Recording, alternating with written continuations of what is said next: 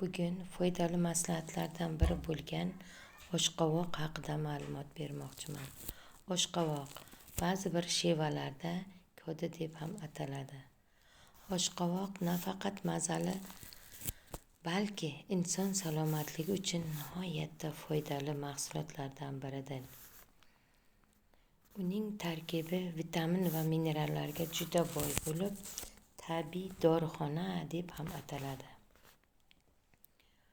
Unda quyidagi vitaminlar bor.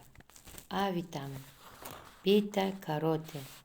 Bu vitamin ko'rish qobiliyatini yaxshilaydi. Ko'z kasalliklarini oldini oladi. Teri salomatligi uchun muhimdir. C vitamini immunitetni oshiradi. Organizmning turli virus va infeksiyalarga qarshi kurashuvchanligini oshiradi. E vitamini hujayralarni qarishdan himoya qiladi. Terining elastikligini oshiradi. Endi bundan tashqari B guruhiga kiradigan vitaminlar bor. B1, B2, B5, B6 vitaminlari bor. Bular asab tizimini tinchlantiradi. Moddalar almashuvini yaxshilaydi. Uyquni sifatini oshiradi. K vitamini. K vitamini qonning ivish jarayonini normallashtiradi. T vitamini bor. Bu og'ir ovqatlarni hazm qilishga yordam beradi. Semirishni oldini oladi.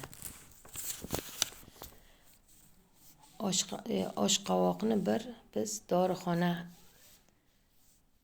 tabiiy dorixona ham deb ataymiz. Nima uchun? Chunki u bir nechta organizmlarimizni kasalliklardan xalos qilishga xizmat qiladi. Hazm qilish tizimini yaxshilaydi. Yurak-qon tomir tizimi kasalliklarida yaxshi. Kamqonlikni davolaydi. Bundan tashqari uning urug'i soch to'kilishini, erkaklar salomatligi uchun tiklashga yordam beradi. Yosh bolalarda gijjani tozalashda ham uning foydasi kattadir. Uni endi biz qanday qilib iste'mol qilamiz? Uni ovqat sifatida ozroq moy solib, qaynatma shaklida ham iste'mol qilishimiz mumkin yoki qaynatilgan oshqovoqqa biroz sut qo'shib ichsak, u juda ham mazali bo'ladi. Biz o'z oldimizda o'sib yotgan mana shunday tabiiy dorixonadan albatta foydalanishimiz kerak. Va buni foydasini bilgandan keyin oshqovoqdan ko'proq iste'mol qilishga harakat qilishimiz kerak. Shundagina biz uning foydasi